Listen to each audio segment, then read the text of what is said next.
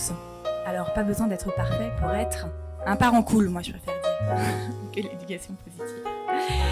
Donc, je ne sais pas si vous avez déjà ressenti ce que notre enfant peut ressentir au quotidien.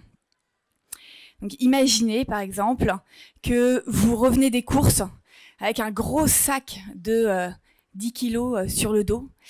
Et là, il y a votre conjoint ou votre conjointe qui vous dit « Non mais attends, mets un manteau là, tu vas avoir froid.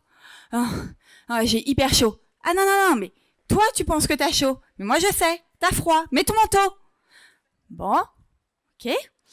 Ensuite, vous allez dans une petite boutique avec votre mari ou votre femme, vous regardez un joli objet. Et là, la vendeuse vous saute dessus. « On ne touche pas !»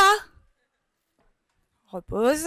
« Regarde chérie, elle est trop belle cette table, elle irait vraiment bien pour chez nous. On n'achète rien !» C'est un peu tendu la journée déjà, avec 2-3 critiques là, quelques ordres. Et puis vous allez prendre le goûter chez votre sœur, toujours accompagnée de votre conjoint. Et là, votre mari vous fait un peu la réflexion de trop. Ça fait déjà 2 semaines que vous prenez sur vous. Et vous le traitez de pourri. Votre sœur intervient. On ne dit pas pourri à son mari. Tu dis pardon. Tu dis pardon tout de suite, sinon je n'irai pas à ton anniversaire la semaine prochaine.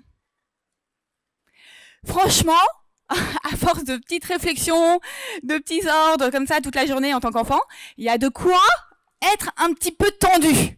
Hein, pas trop vouloir être coopératif. Donc ça, ce genre de situation, non seulement ça peut être fatigant pour l'enfant, mais également pour nous parents. Parce qu'en fait, pour nous parents, c'est pas drôle du tout de devoir répéter 15 fois les mêmes choses, de lui dire non pour ceci, fais pas ça, fais ceci, allez, arrête, va plus vite, va plus doucement, calme-toi, allez, reprends un peu du poil de la bête, etc. C'est fatigant aussi pour nous parents d'être toujours sur le dos de nos enfants. Donc aujourd'hui, ce que je vous propose, c'est d'abord qu'on reparle un tout petit peu de l'éducation positive et à quoi ça sert. Alors j'ai hésité, mais je me suis dit qu'il y a quand même peut-être parmi vous des gens qui sont pas au courant et qui viennent pour découvrir. Donc on va reparler un tout petit peu 5 minutes de ça. Et ensuite, on verra pourquoi en fait c'est difficile, voire pas possible, d'avoir une éducation 100% positive pour notre enfant. Et enfin, on verra qu'est-ce qu'il faut mettre en place concrètement dans notre quotidien.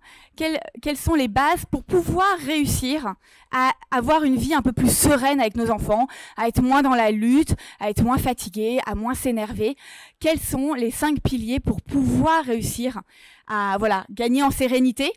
Et on prendra aussi des exemples hyper concrets de la vie de tous les jours. Alors, l'éducation positive. Alors, en fait, souvent, avec nos enfants, on est dans un espèce de rapport de force où plus on s'impose à notre enfant, moins il a envie de faire ce qu'on lui demande, et moins il a envie de faire ce qu'on lui demande, et plus on s'impose à lui. Et tout ça, ça n'a rien de très éducatif. On est plus dans un espèce de rapport de force, parce que quand on dit à notre enfant « Écoute, ça suffit maintenant, tu fais ce que je te dis », qu'est-ce qu'on lui apprend? On lui apprend pas forcément à faire ce qu'on lui dit, mais plus à crier ou à obtenir les choses par la force.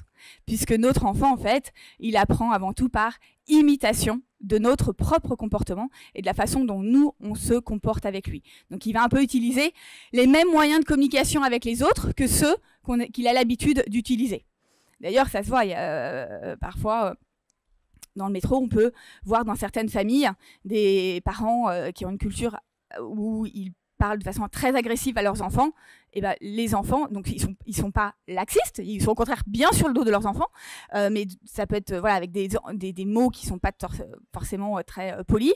L'enfant, il va évidemment avoir également ce comportement.